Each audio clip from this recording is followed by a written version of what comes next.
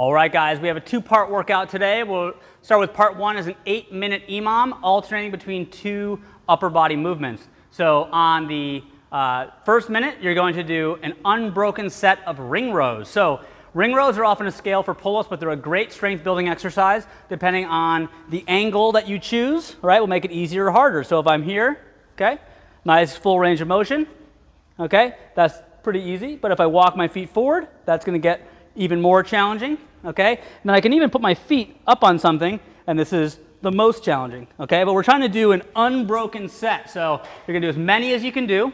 Once you cannot pull all the way, you're gonna rest the remainder of that minute, and then go to movement number two, which is also upper body, which is going to be a tricep press down. So again, elbows in, you're pressing down with the band till your elbows are locked out. So the size of the band that you use and how high it is, that will create different tension. So I'm pretty much keeping my elbows in, I press down, lock out, nice and slow on the way back up. You're gonna do 25 reps, okay? Like as an example, if I went to the ground, this would be more challenging because there's more tension on the band, okay? So 25 here, and I go back and forth for 4 rounds each, focusing on good quality here. All right, upper body smoker.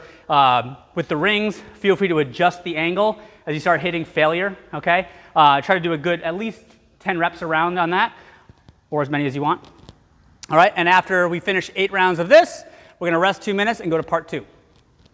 All right, guys, so part 2 of today is going to be a chipper workout with a little twist of you have a minute to do work and a minute of rest. So it's intervals, it's sprint, rest, until you get through all of the work. It's gonna be 50 reps, 4 different movements. There's gonna be 50 goblet squats, followed by 50 cals on the bike, 50 toes to ring, so instead of toes to bar, it's toes to ring, and then 50 kettlebell swings. All right, so let's go through each movement. So goblet squats first. So you're gonna hold the kettlebell up against your body like this. There's a couple ways that you can hold it. I like to hold the bell with kind of like the handle pointing downward. Some people like to hold it like this. No matter how you do it, you're gonna keep it close to your chest, get a good deep squat, and then stand back up. All right, you got 50 reps to get through there. From there, you're gonna go to a bike, 50 cals, all right? 1 minute on, 1 minute off. And then the one we don't do that often, it's often a scale for toes to bar, is toes to rings. And these are interesting because they're easier to get a full range of motion. So for those of you that have never done a full range of motion toes to bar, this is a pretty cool experience to feel that full range of motion. You might think it's harder, but it's actually easier. So toes to ring looks like this, right? Toes to ring, down and up, okay? Just like any toes to bar. If you can't maintain all the way, you can do partial range of motion, that's fine. Or a knee raise, but have fun with that one. Pretty straightforward.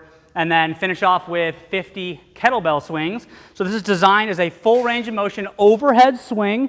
If you want to scale down or if you have shoulder issues, you can do a Russian swing, which is just about eye level, okay? So for this movement, remember chest is tall, load the hips back, explode up through the hips. Okay, so at the top, I'm in a nice straight line, my butt squeezed tight.